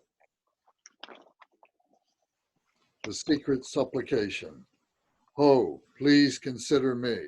Ho, please consider me. Ho, please consider me. Glorious Vajra Guardian, Great Black One, Mahakala, and glorious Great Bhairavi, Haruka, Chakra Samvara. By nature, you are one with Dharmata. In essence, you are the same within exalted wisdom. In character, you are equal in unhindered activity. Hero who defeats all unfavorable circumstances. You are the foremost Lord of all appearance and existence, gods and demons, fierce protector who is the great leader of activity oppressors. Invincible sovereign of radiant splendor, you protect awareness holding yogins as if they were your own children and assess the concentration of oath-bound practitioners, and are endowed with the radiance of peace, the splendor of increasing, power of magnetizing activity, and are swift in activities of liberating savage foes and hindrances.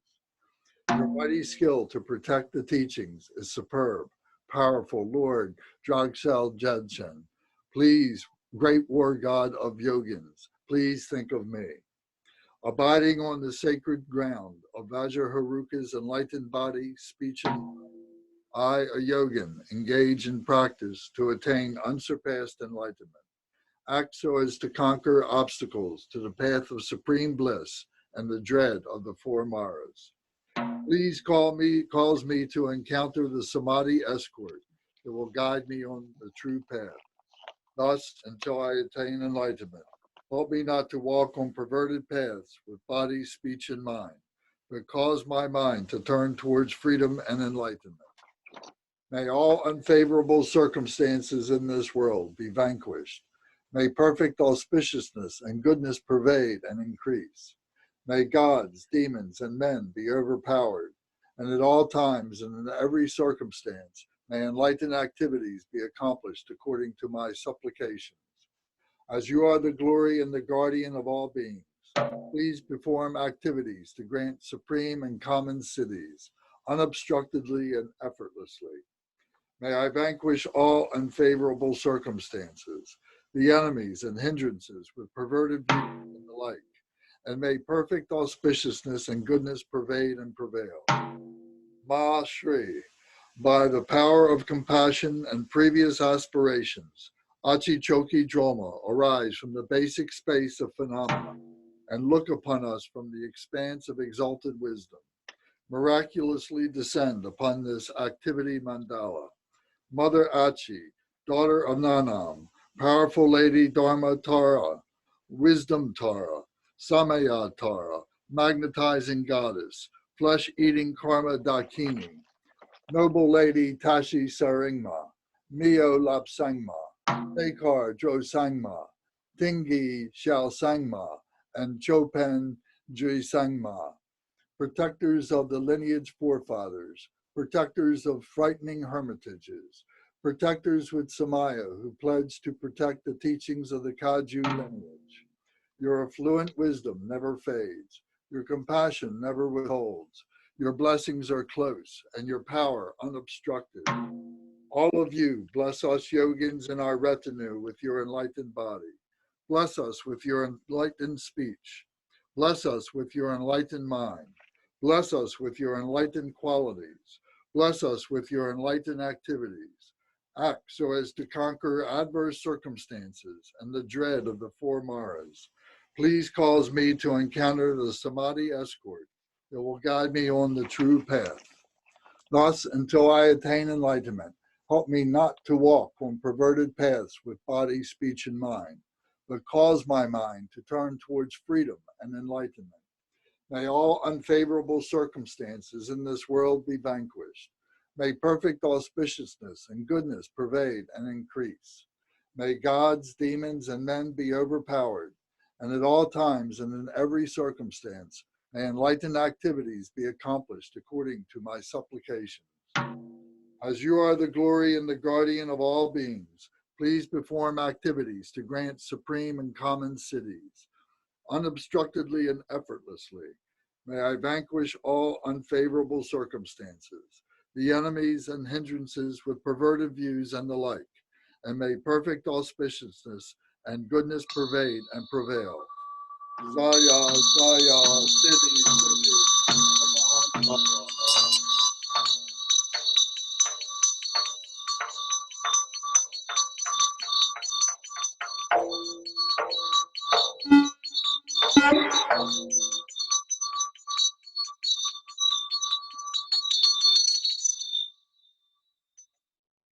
Go to the Amitabha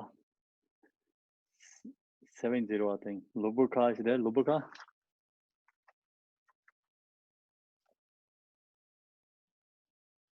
Yes, I'm here. Okay, please. Yes, sorry. Took me a while to get the paper. Emahom, marvelous Buddha, making boundless light, Lord of great compassion, on your right. On your left, the sattva with great powers, countless Buddhas, bodhisattvas round. There is marvelous, countless happiness in the pure land that's called Dewachen. Then when I and others pass, may we swiftly cut off all the other birds. Born there we'll see Amitabha's face. Now I chant this aspiration prayer. Bodhisattvas, Buddhas on 10 sides, bless us to gain life free of obstacles. Teyata Pensaria Hawa Bodhanai Soha. Bodhicitta, excellent and precious mind, where it is unborn, may it arise. Where it is born, may it not decline, but ever increase higher and higher. Going to chant the Tibetan. Mao ngon zor son ye na wan da ye se jo bo do ye jian bo da. Yong de ze ba de jian do na ma san se pa ming ko ti go. De jian ngom zara ba de me ba ye de wa ji ye sa ve jian gam de. Na yin de ne zen fu jur ma da ye wa yin je par ma yu ba. Te re jin ne nan de yar nong yo de ge da ge mo lan da ban de. So ye zan sen dam je je ke me de bar zin je la de so. Te ya da ben zan je ya wa bo de na ye so. San jo zen jo ren bo je ma je ba nan je jo je. Jie bai nyam ba me ba yang, kong ne gong de be wa yu. Om ta re du re ma ma yu nyan, bin ye be ren gu re song.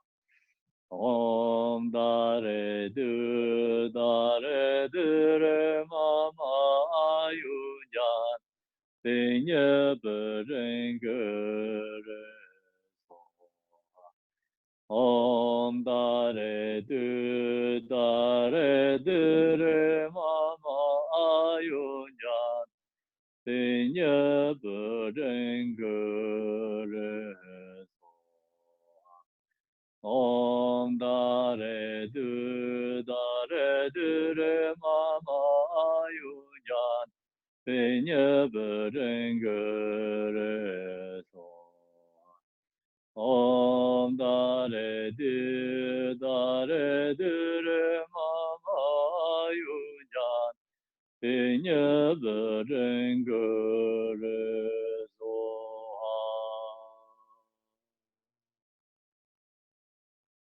Thank you, everyone.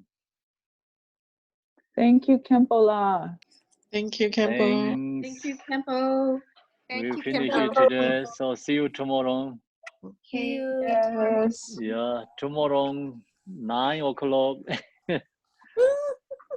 Teaching is at 10, but you can come to join the 9 and discussions and meditate 9 o'clock. Okay, thank you. Yeah, teaching is only 10. Practicing starting. Thank you, everyone. Good evening. And if Thank you, Khenpo. if Ryan's you. still on, I don't know if is Ryan still here. Yeah. Her Ryan's little girl. It's her birthday today. Oh, maybe he's left. So You're gone. No, I think they were on. They were on on. earlier. Yeah. Yeah. Maybe he left now. They're off eating cake. They are. They're having fun. Yeah. They have to celebrate. Yeah. Good night. See you tomorrow. Good night, See you tomorrow. Thank you. See everyone tomorrow. Thank you.